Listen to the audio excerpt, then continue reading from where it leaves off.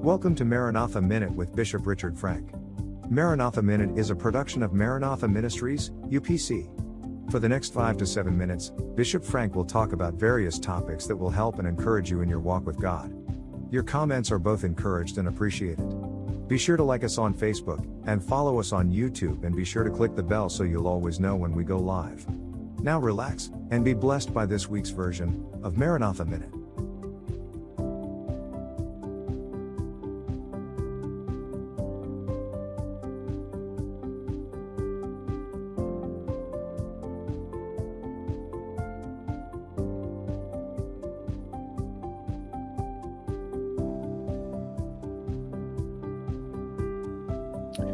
And welcome, everyone. Thank you for joining me tonight on this Wednesday. Let's see, it's the 27th. We got Easter coming up already this coming Sunday. We're looking forward to a great service. If you have not yet invited someone to come with you, make sure you do.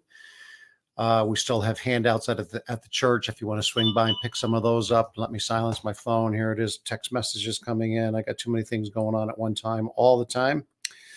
So let me take care of this and silence this phone here. And I just shut it off instead of silencing it. I'm sorry about this. But we have our Easter service coming up. I also want to remind everyone that we do have our Good Friday service coming up this Friday evening.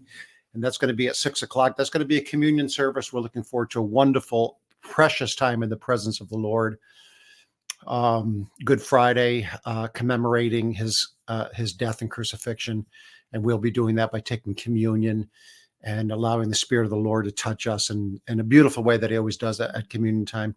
So we are looking forward to that and look forward to having you and hoping that you'll be there with us to enjoy that time of blessed fellowship in the presence of the Lord. I want to talk to you just for a moment tonight about our blessed hope. And our hope, of course, is built upon the fact that Jesus Christ rose from the dead and is alive with everlasting life now, rules. He is the King of glory. But I want to talk to you about our hope. And I want to talk to a little bit, maybe I'll call this the difference between faith and hope, because there is a bit of a difference. In fact, our faith is built upon our hope. Or should I say our hope is built upon our faith? It could be either way. So let's just talk about, just for a moment tonight, about faith and hope. And I want to tell you that without, number one, we already know the Bible tells us without faith, it is impossible to please God. Faith gives birth to our hope. Faith brings about the ability to have hope. When we talk about hope, we're talking about the wish or the desire for a particular event that someone would consider possible. All right. That's what hope is. You're hoping for something, a particular item or event or whatever that is already a possibility. And that's where faith comes in, because some of the things that we have hope for that are going to happen, the rapture of the church, our life, even our own life. I mean, how many of us face uncertain futures, and how all of us face uncertain futures, but how many of us are facing right now dilemmas or troubles or problems or hardships? We're not sure how we're going to get through them. We're not sure how it's going to work out. We're not sure if it's going to work out. And yet we have hope. And hope is in something that we consider possible. And why do we consider it possible? Because of faith. Because we have faith that Jesus said, I will never leave you nor forsake you. We have faith that God is able to work the miraculous in our lives. We have faith that that God will work miracles for us. That even though the facts say this, they aren't necessarily true facts, because our God is able to do the supernatural. And so because of our faith, we can have hope. We have hope in something that the world doesn't have, number one, but we can have hope in something simply because we have faith in someone. And I hope you're understanding what I'm saying. I have hope that I have hope in this circumstance. I have hope in this life. I have hope in my future. I have hope in my family. I have hope in all kinds of things. And the reason I have that hope is not because the doctor said so, or not because a society said so, or not because the right person got elected for president. None of those things is what my hope is built in. My hope is founded in my faith that Jesus Christ is Lord of all. He is Lord of all. Now, I just want to tell you recently, not too long ago, I was facing a very difficult challenge ahead of me. And I, as you well know, and our whole church is very compassionate when it comes to emotional sicknesses, mental illness, depression, anxiety, all things like that. Those things are real. We like to, the old thing of, you don't trust God enough.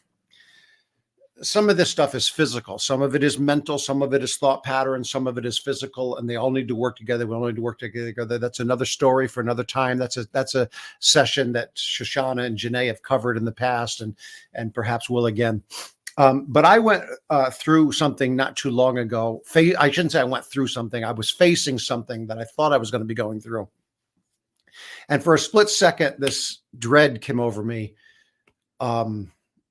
Fear, I guess you could call it, things that in the past might have sent me into a more of a depressed mindset, discouraged mindset.